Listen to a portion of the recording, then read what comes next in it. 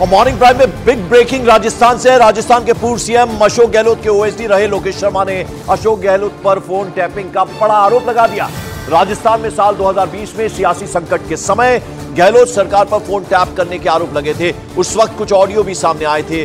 अब इसे लेकर अशोक गहलोत के ओएसडी रहे लोकेश शर्मा ने दावा किया कि अशोक गहलोत ने उन्हें एक पेन ड्राइव दी जिसमें 3 ऑडियो क्लिप थी और उसमें एमएलएस की खरीद फरोख्त की बात थी। और इस ऑडियो क्लिप को वायरल करने के लिए खुद अशोक गहलोत ने कहा था। उनके कहने पर ही लोकेश शर्मा ने यह ऑडियो क्लिप वायरल की। लोकेश शर्मा ने दावा किया कि अशोक गहलोत ने 2020 में सचिन पायलट गुट के एमएलएस के फोन टैप करवाए और यह साबित करने की कोशिश की कांग्रेस के विधायकों की खरीद फरोख्त हो रही है।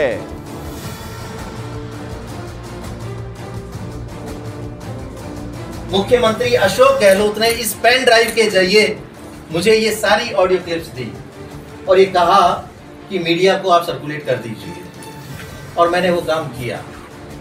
अगले दिन अखबारों में जिस तरह से खबरें छपी और सभी को ये घटनाक्रम पता है कि जैसे ये ऑडियो क्लिप्स रिलीज हुई उसके बाद मुकदमे दायर हुए और जो सारा घटनाक्रम था कि किस तरह से खरीद फरोख्त की बात की जा रही है, कौन लोग हैं जो सरकार गिराना चाहते हैं, क्योंकि सीधे तौर पर केंद्रीय मंत्री गजेंद्र सिंह जी को इसमें इन्वॉल्व किया गया और ये आरोप लगाया गया कि बीजेपी के लोग सचिन पायलट के साथ मिलकर या बाकी के और जो विधायक हैं उनके साथ मिलकर सरकार को गिराना चाहते हैं।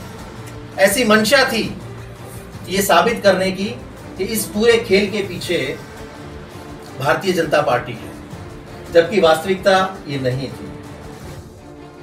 और यहां आपको बता दें लोकेश शर्मा ने अशोक गहलोत के साथ उनकी बातचीत का एक ऑडियो भी जारी किया है। आपको जरा सुनाते हैं इस ऑडियो क्लिप के जरिए क्या दावा किया गया है।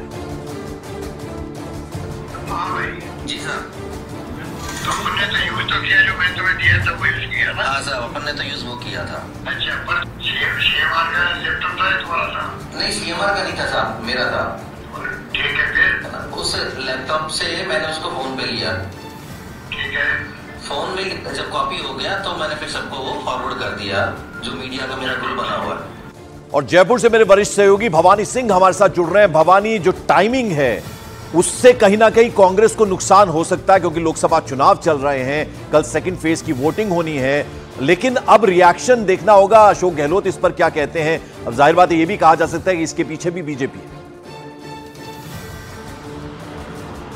देखिए, बिल्कुल ये इंतजार किया जा रहा है। राजनीतिक आरोप प्रत्यारोप लगते रहेंगे और टाइमिंग बहुत अहम है जो आप कह रहे हैं, क्योंकि अशोक गहलोत के बेटे खुद वैभव गहलोत मैदान के अंदर हैं। गजेंद्र सिंह जिनकी टैपिंग का आरोप है, जिन पर कराएगी, वो मैदान के अंदर है। तो अब ये इंतज़ार किया जा रहा है अशोक गहलोत क्या बोलते हैं। लेकिन सवाल सबसे बड़ा है कि जो ऑडियो टैप जो जारी किए हैं लोकेश शर्मा ने, क्या वो ऑडियो अशोक गहलोत का है? ये अशोक गहलोत की रिएक्शन का इंतजार किया जा रहा है। अगर है तो आप मान के चलिए कि बहुत बड़ा मसला बन गया है ये। और क्योंकि अब इस पूरे मामले में ये Delhi high court, Delhi metropolitan court के अंदर केस चल रहा है ऑलरेडी। दिल्ली क्राइम ब्रांच इसकी जांच कर रही है। तो अब इस जांच के दायरे में 8 मई को लोकेश शर्मा को इस पूरे मामले में पेश होना है कोर्ट के अंदर। तो उससे पहले, क्योंकि अभी तक लोकेश शर्मा दावा करते आए कि उनको ये ऑडियो टेप जो टैपिंग के थे वो सोशल मीडिया से मिले, अब वो पहली बार पलट कर दावा कर रहे हैं कि नहीं, ये तो अशोक गहलोत ने खुद उन्हें दिए। तो जाहिर तौर पर अब बड़ा सवाल ये है कि क्या ये लोकेश शर्मा अप्रूवर बनेंगे और अशोक गहलोत के लिए बड़ी मुश्किल सामने सीधे सीधे नजर आ रही है। जी, लोकेश शर्मा अब तक क्यों इंतजार कर रहे थे? इस बारे में क्या सवाल पूछे गए उनसे? बिल्कुल पूछा गया। कहा कि पहले तो ये है कि वो अभी तक झूठ क्यों बोल रहे थे कोर्ट के सामने या सबके सामने, अगर ऑडियो टेप अशोक गहलोत ने दिए, और फिर इतने टाइम तक चुप क्यों रहे। वो कह रहे थे कि वो क्योंकि वो उनके ओएसडी थे पहले, और उसके बाद में क्योंकि वो एक निष्ठा निभा रहे थे अशोक गहलोत के प्रति, लेकिन अशोक गहलोत ने केस में उनका साथ नहीं दिया, बचाने में मदद नहीं की, कोर्ट के अंदर उनको मदद नहीं की। इसलिए अब आखिरकार वो परेशान हो गए, इसलिए वो सामने आ रहे हैं, वो ये सफाई दे रहे हैं। लेकिन सवाल कई सारे लोकेश शर्मा पर भी खड़े थे कि इतने वक्त तक चुप क्यों थे। जी बिल्कुल। और अब कहीं ना कहीं अब बीजेपी के रिएक्शन भी भवानी सामने आएंगे आज जैसे जैसे दिन चढ़ेगा, क्योंकि ये बड़ा मामला है।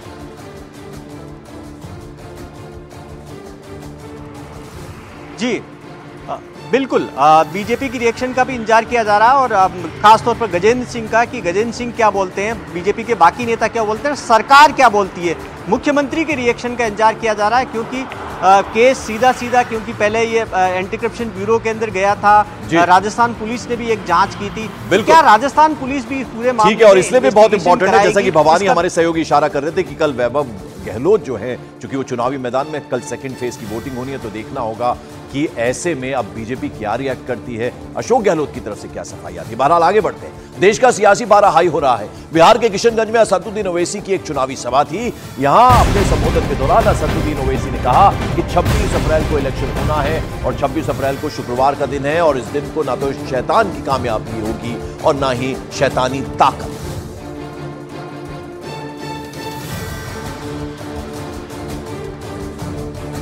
याद रखिए, 26 तारीख को आपको एक तारीख बनाना है और 26 तारीख को जुमे का दिन है, मुबारक दिन है। जुमे के दिन शैतान की कामयाबी नहीं होगी, ना शैतानी ताकतों की कामयाबी होगी इंशाअल्लाह ताला। और असदुद्दीन ओवैसी के इस बयान पर बेगूसराय से सांसद और केंद्रीय मंत्री गिरिराज सिंह ने पलटवार किया। गिरिराज सिंह ने कहा कि ओवैसी को शायद यह मालूम ही नहीं है कि वो खुद जिन्ना का जिन लेकर घूम रहे हैं। शैतान जिसको बता रहे हैं, उस शैतान को डब्बे में बंद करने का मंत्र भी हम जानते हैं। शायद ओवैसी को पता नहीं है कि वो खुद जिन्ना का जिन लेकर के शैतान जिसको बता रहे हैं, शैतान को डब्बे में बंद करने का भी मंत्र हम जानते हैं। सारे शैतान को बंद करके उन्हीं के जिम्मे छोड़ दूंगा।